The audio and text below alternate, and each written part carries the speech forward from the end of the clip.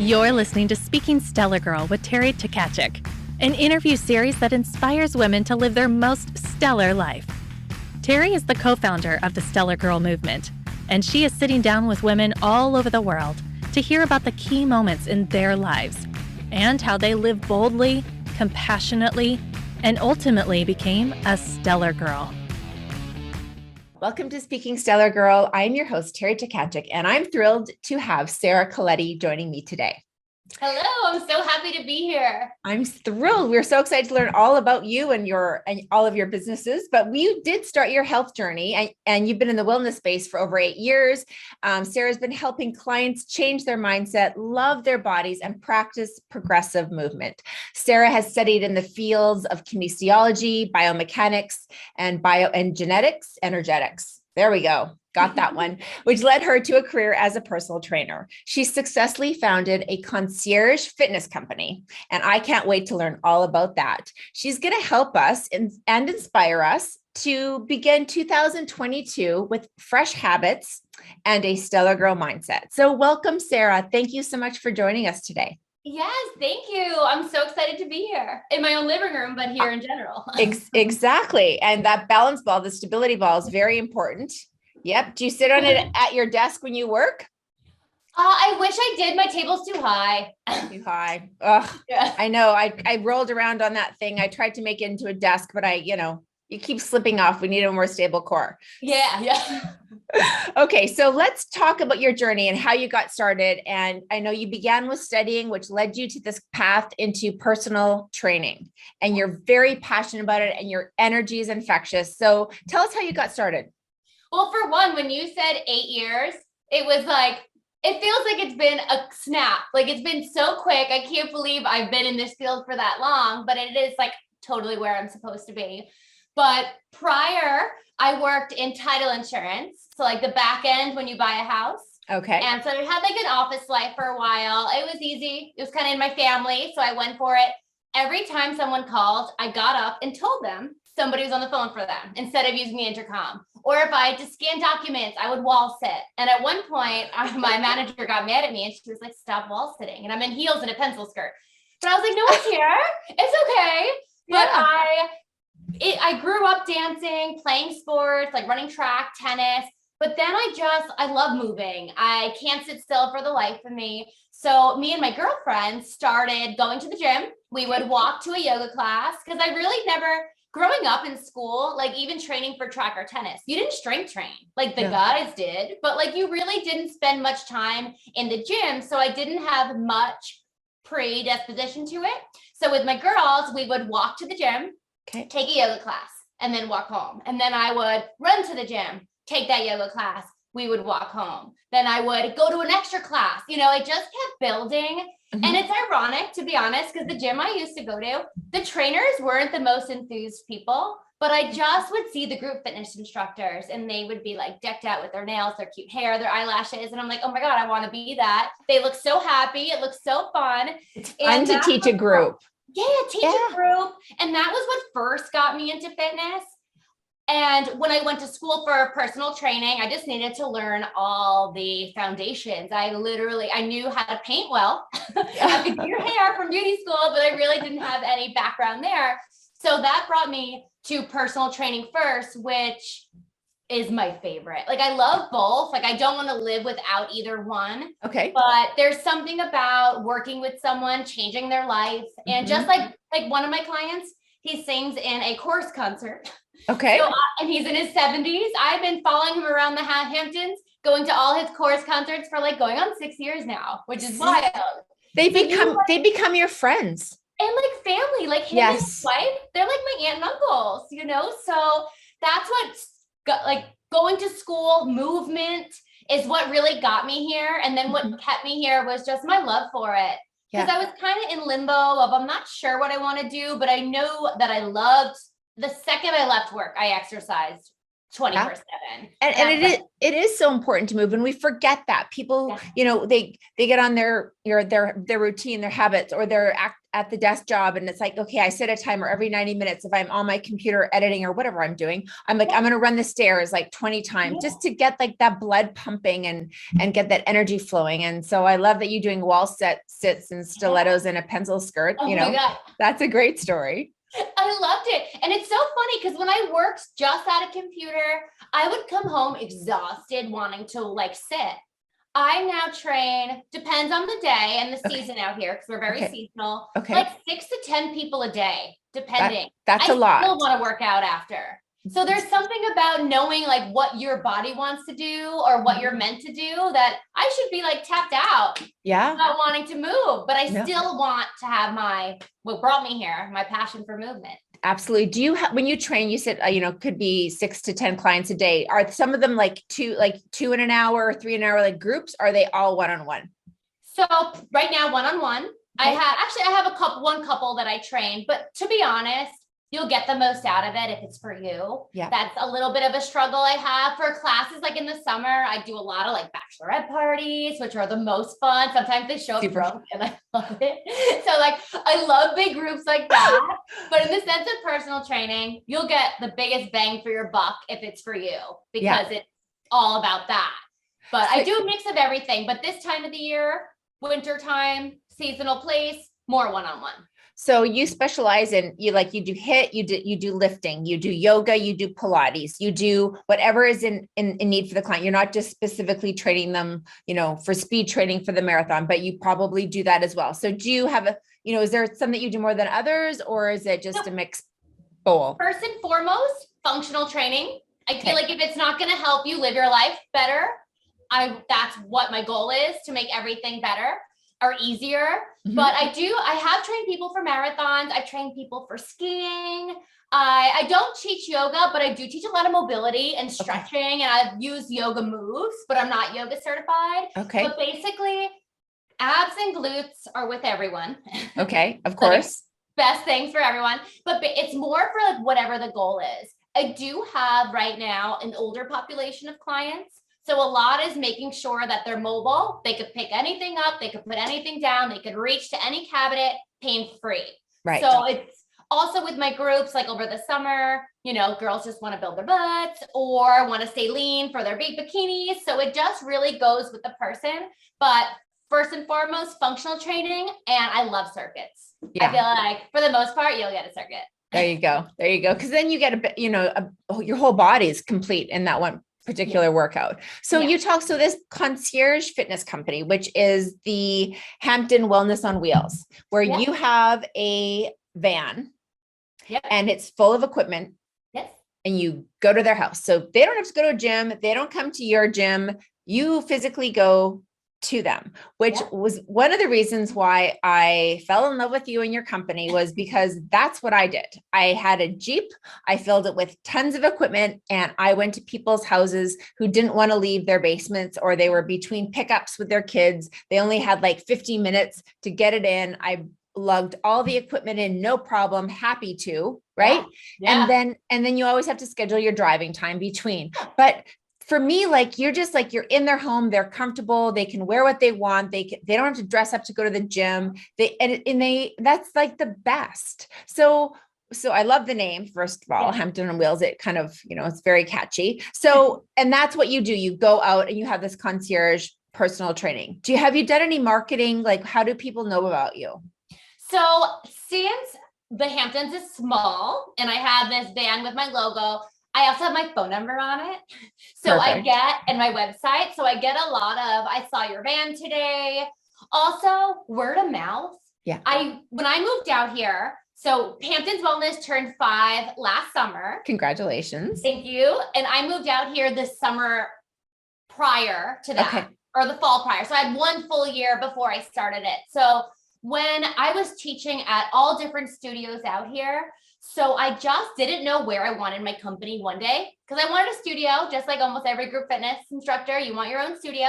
but I didn't know what town was mine. Probably Southampton, for the record. Okay. But at the time I didn't know. So I was like, this is perfect. I'll go around. So driving from town to town helped. Teaching, I would take an hour and a half ride home sometimes in traffic just to teach at a far studio, because I knew I wanted to be able to have that outlet if that's the area that I wanted. So it was really just to drive around, to also for the convenience of in-home, because spending my beginning of my fitness career at a gym, there was times where I would wait for like a half hour for a client to come. And I would be like, when I go to people's houses, they're always on time because I show up. Yeah. It takes all that out. And say you had to sit in traffic and you're late from an accident you couldn't avoid, your morale is going to be down by the time you get to the gym. So I love it. It's just, everybody's so much happier. I loved how you said you don't have to get ready. Like, that's a big thing, because some women want to dress cute when they're out, but also if you want to work out, you don't want to have to wash more clothes, like put on something silly, you know? So it's things like that. And it just kept progressing. And personal training has been, especially for where I am, has been awesome. Yeah. And I get a good mix of locals and people that come here to vacation. So you get like a good mix. So you're not just stuck with one genre or one type of training. Like literally every hour of my day, every house I go to, totally different. Like one house could be a mansion on the ocean, and the other one could be an old farmhouse that has literally buildings that were chicken coops. Yeah. I love that. It's so cool. I know. I absolutely love that. I love it. I love it. So let's talk about, you've obviously experienced some trials, some tribulations throughout your businesses.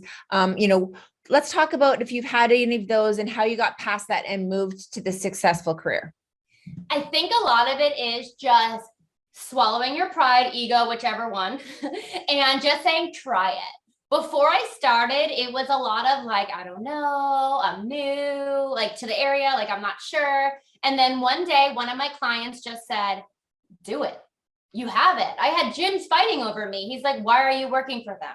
And he gave me, and like, even with my parents, I told them, and it's not your textbook career. No. Like in high school, that wasn't in career week. So they were kind of like, are you sure? What do you want? So it just was just going with your gut and just doing it. And the worst thing, someone might say, not into it. Or you might not catch that fish of a client or whatever it is that you were looking for. But if you don't try, you would never know. So I feel like the biggest thing is, even if someone says, I don't like it, go for it. Because the worst thing you do, put it in that corner of the, I did it, didn't work, and then pull from the corner that's going to work. So I think it's just trusting your instinct and not listening to the no-sayers.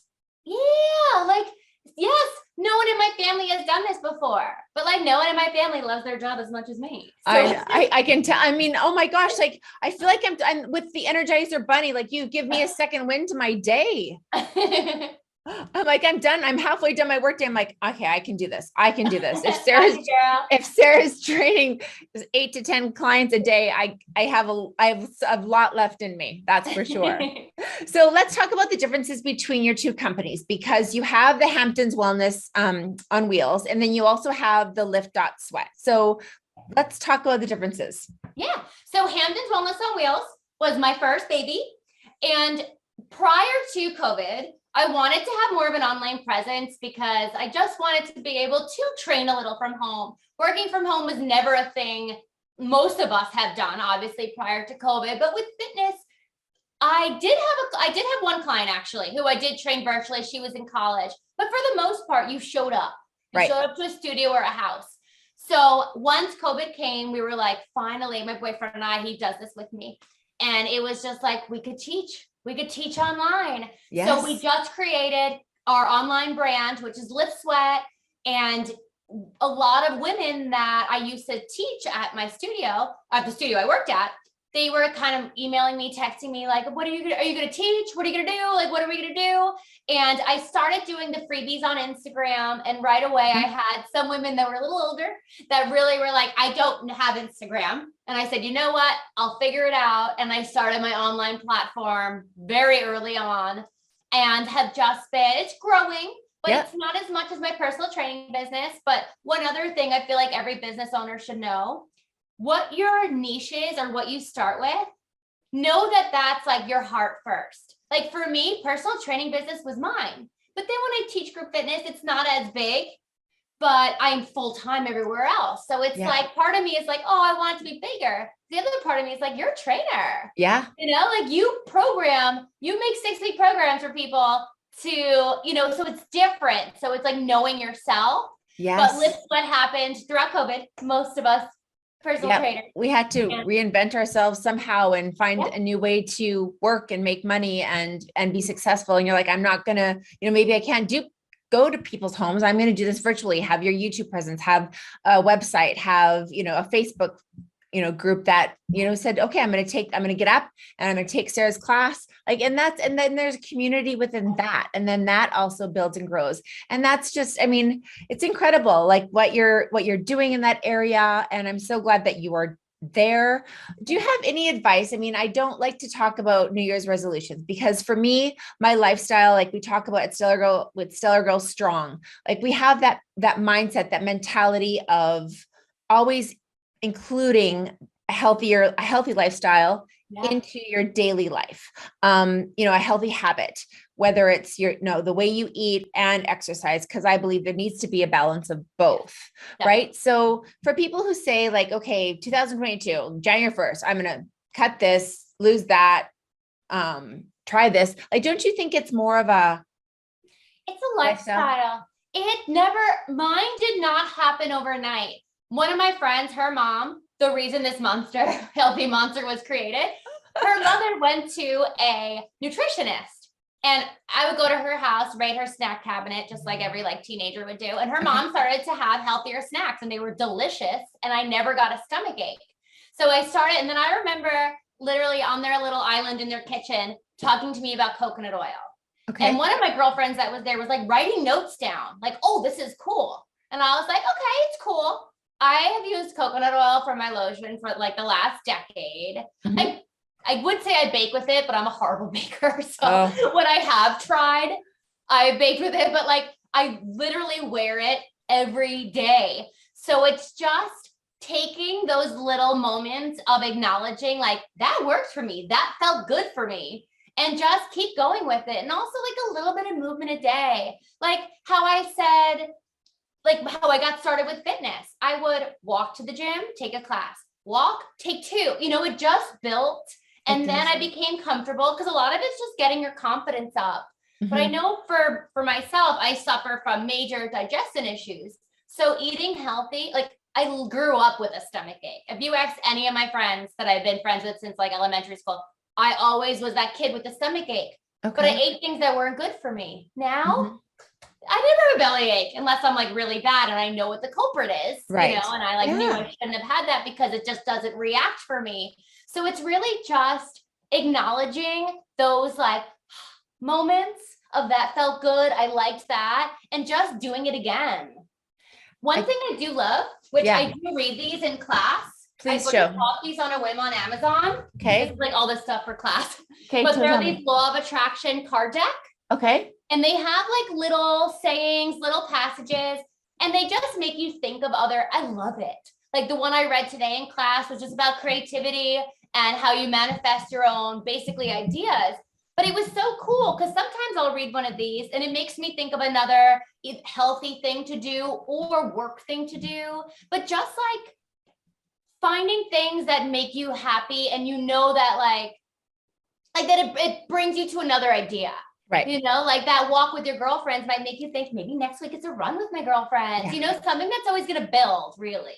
Yeah. And I love building with others too, because sometimes you can find like a workout partner and it's fun to do it with someone as well. Also to hold you accountable, even more so, or to cook with someone, try out new recipes, share that as well, which you do on your platforms. And I love that. It sounds like all of these things bring you joy. Is there anything in particular out of the health and fitness, realm of what you basically live every single day, and your smile is just like super infectious, but what else brings you joy?